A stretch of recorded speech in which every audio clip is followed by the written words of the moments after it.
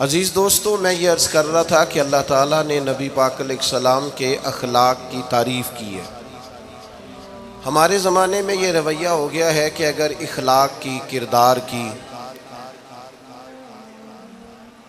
کوئی بھی بات کی جاتی ہے تو لوگ سمجھتے ہیں شاید یہ ایک بیٹا آپ دو لوگ رہ گئے ہیں، یا تو آپ بیٹھ جائیں، پیچھے آپ کے سب اشارے دے رہے ہیں، آپ مہربانی کریں نا یار، میں نے تو کبھی اتنا ٹائم ہی نہیں لگایا جلسہ سیدھا کرنے میں، یہاں تو بڑی مشکل ہو گئی۔ اللہ آپ کو برکت دے، آپ تو بڑے پیارے لوگ ہیں، آئے سارے پیار سے ہیں، پر وہ پیار میں جیتنا چاہ رہے ہیں ایک دوسرے سے، حالانکہ پیار میں جو مزہ ہارنے کا ہے نا،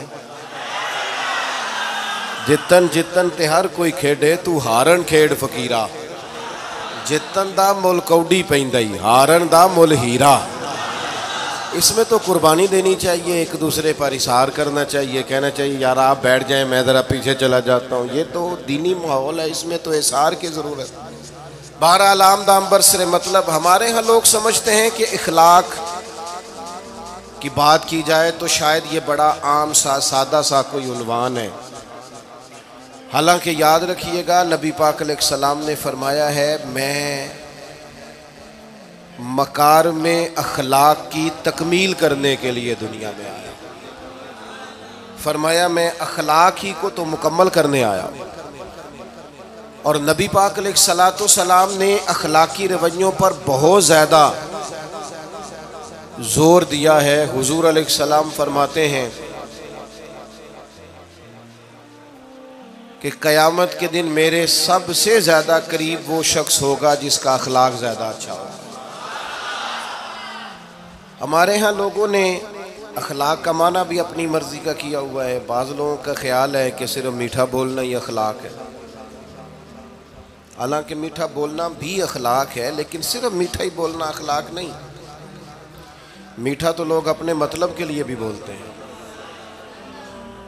میٹھا تو اس لیے بھی بولتے ہیں کہ مجھے اب کام پڑ گیا، اور بعض لوگوں کی ٹریننگ ہوتی ہے اس لیے وہ میٹھا بولتے ہیں۔ آپ کسی بہت بڑے شاپنگ مال پہ چلے جائیں تو وہاں جو سیلز مین ہوتے ہیں ان کی ٹریننگ ہوتی ہے کہ انہوں نے بولنا ہی میٹھا ہے، گاہک جتنی مرضی تلخی کرے وہ تلخ نہیں ہوتے، میٹھا بولتے ہیں۔ بعض لوگوں کی ٹریننگ ہوتی ہے امیر سے میٹھا بولتے ہیں، غریب سے میٹھا، تو یہ اخلاق نہیں، یہ تو انہوں نے کچھ دیر کے اپنے آپ کو سمجھایا ہے، قائل کیا۔ یاد رکھیے گا صرف میٹھا بولنا اخلاق نہیں بلکہ سچ بولنا اخلاق ہے۔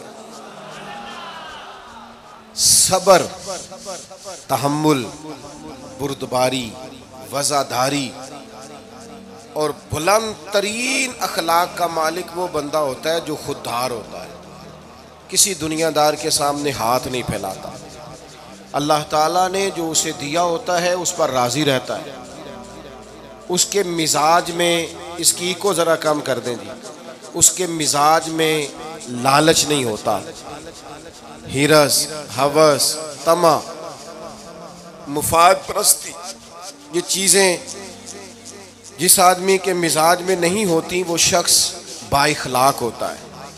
اور بندے میں مروت ہو، وفاداری ہو، خلوص ہو، للہیت ہو تو بندہ با اخلاق ہے۔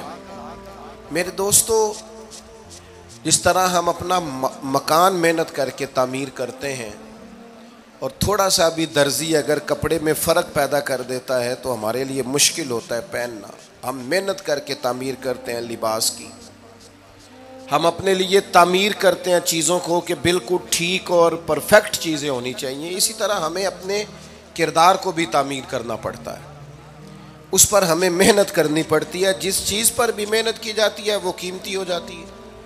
جب ہم تھوڑی محنت اپنے اخلاق پر بھی کریں گے نا، اپنے رویوں پر بھی کریں گے تو اس میں بھی بہتری آ جائے گی۔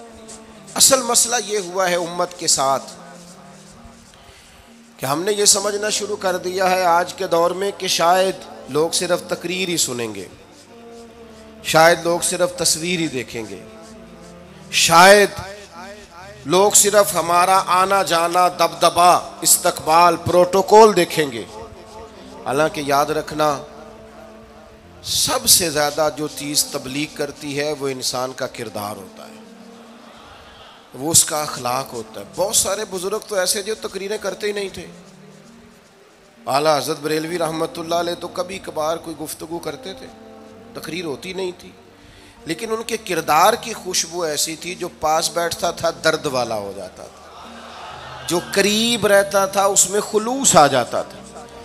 آپ جو اٹھتے بیٹھتے چلتے پھرتے کہتے ہیں اسی سے پتہ چل جاتا ہے کردار کس طرح کا ہے.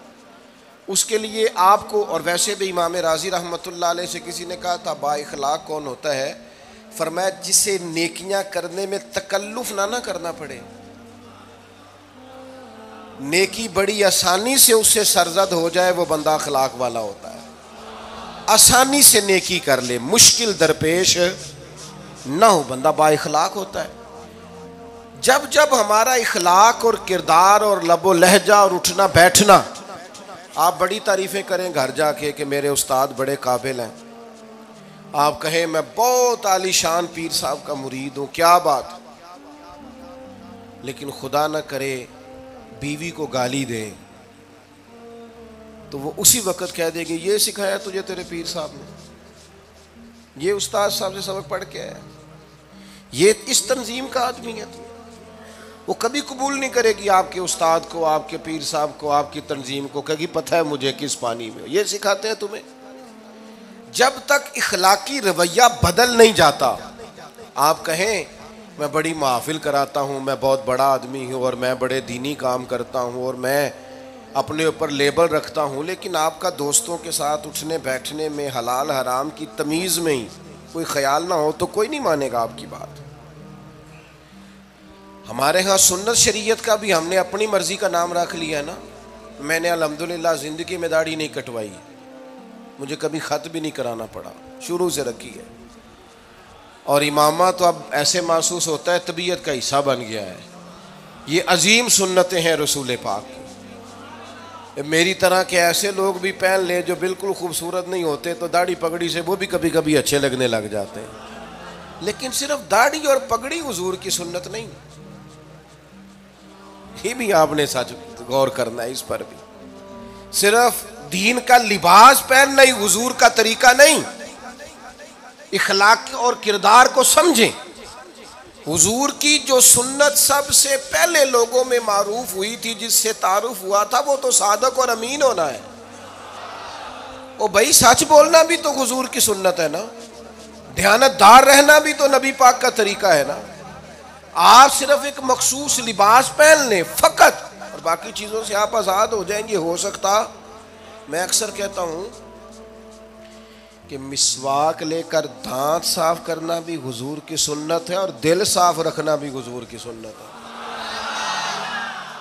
صرف مسواک والی سنت پہ غور ہے. ترمذی میں حدیث ہے, حضور علیہ السلام نے فرمایا اے انس ہے میرے بیٹے, تم سے ہو سکے تو صبح اس حال میں کرنا کہ تمہارے دل میں کسی کا بغض نہ ہو.